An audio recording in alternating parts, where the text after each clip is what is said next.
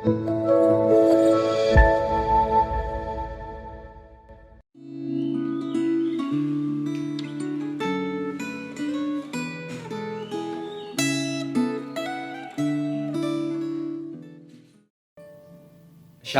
saudara-saudara yang dikasihi Tuhan. Kita bersyukur untuk pemeliharaan Tuhan sampai saat ini, dan kita bersyukur boleh kembali merenungkan firman Tuhan. Mari kita berdoa terlebih dahulu. Bapa di surga, kami kembali bersyukur Tuhan. Tuhan terus menyertai kami, Tuhan terus memelihara kami, dan sekarang kami punya satu kali lagi kesempatan untuk boleh merenungkan firman-Mu. Tuhan, kami berdoa supaya Engkau yang memimpin kami. Roh Kudus terangi hati dan pikiran kami, supaya kami boleh memahami firman Tuhan. Dan biarlah firman Tuhan yang terus menuntun kami dalam kehidupan ini, kami boleh semakin bertumbuh dalam iman kepada Tuhan, kami boleh hidup sesuai dengan kehendak-Mu. Terima kasih Tuhan, di dalam nama Tuhan Yesus kami berdoa. Amin. Saudara-saudara yang dikasihi Tuhan, hari ini bacaan kita terambil dari 1 Raja-Raja pasal yang keempat. Tapi kita hanya akan membaca beberapa ayat. Kita akan membaca 1 Raja-Raja pasal 4, ayat yang ke-24 sampai 25, dan ayat yang ke-29 sampai 30. 1 Raja-Raja pasal 4, ayat yang ke-24 dan 25, demikian bunyinya. Sebab ia berkuasa atas seluruh tanah di sebelah sini sungai Efrat, mulai dari Tifsa sampai ke Gaza, dan atas semua raja di sebelah sini sungai Efrat. Ia dikaruniai damai di seluruh negerinya, sehingga orang Yehuda dan orang Israel diam dengan tentram, masing-masing di bawah pohon anggur dan pohon aranya, dari Dan sampai Bersyeba seumur hidup Salomo. Ayat 29 dan 30. Dan Allah memberikan kepada Salomo hikmat dan pengertian yang amat besar, serta akal yang luas seperti dataran pasir di tepi laut, sehingga hikmat Salomo melebihi hikmat segala Bani Timur dan melebihi segala hikmat orang Mesir. Demikian firman Tuhan. Saudara yang dikasihi, ketika kita membaca 1 Raja-Raja pasal 4, di sini kita bisa melihat bahwa setelah Raja Salomo berhasil mengokohkan tahtanya, ia ternyata mempunyai para pembesar yang menolong Raja Salomo untuk mengatur pemerintahan di negaranya. Pasal 4 ini memberikan catatan tentang para pembesar Raja Salomo beserta dengan tanggung jawab mereka masing-masing. Dan selain itu ada juga 12 kepala daerah yang bertanggung jawab untuk menjamin makanan raja dan seisi istana raja. Kenapa hal ini dicatat dalam Alkitab? Semua ini menunjukkan bahwa Raja Salomo itu dapat mengatur kerajaannya dan kehidupan rakyatnya dengan baik.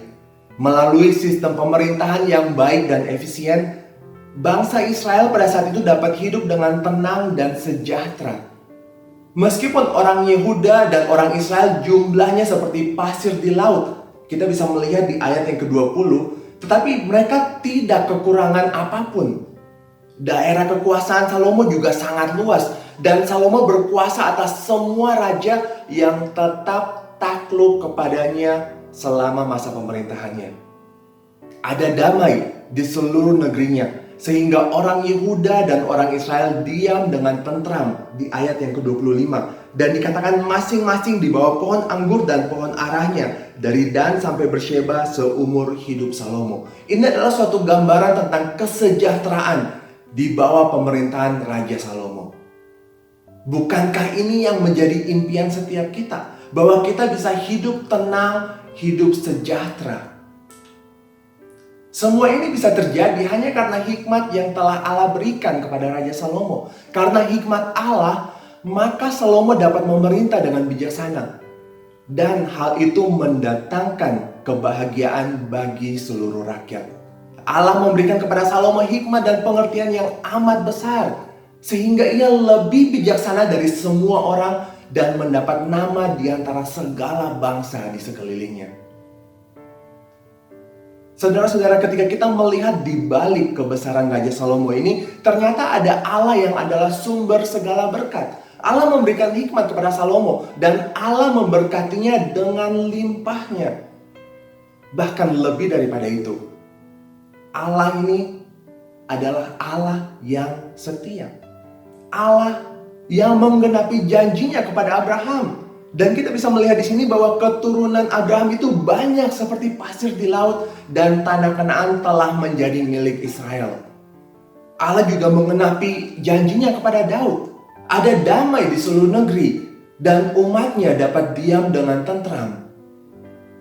Setiap kita pasti ingin hidup tenang dan bahagia. Tapi sadarkah kita bahwa hal ini dapat terjadi hanya ketika kita bergantung sepenuhnya kepada Allah? Kita perlu percaya bahwa Allah kita adalah Allah yang setia. Dan Dia akan menggenapi setiap dan semua janjinya. Karena itu mari kembali kita belajar bergantung kepada Allah. Kita belajar mempercayakan diri kita sepenuhnya kepada Allah. Allah yang adalah sumber segala berkat. Mari kita berdoa. Bapa di surga, kami kembali bersyukur untuk firman-Mu. Dan kami kembali bersyukur bahwa Engkau adalah Allah sumber segala berkat, Allah sumber segala hikmat. Kami bisa melihatnya melalui apa yang dikerjakan oleh Raja Salomo, bagaimana Engkaulah yang telah menggenapi janji-Mu dan Engkau memberkati Raja Salomo dan seluruh umat-Mu pada saat itu. Kami bersyukur bahwa Engkaulah yang telah memberkati umat-Mu. Dan hal itu terjadi karena memang mereka bersandar kepada Tuhan sepenuhnya. Tuhan, karena itu kami juga berdoa dan memohon supaya Engkau juga yang menolong kami umat-Mu.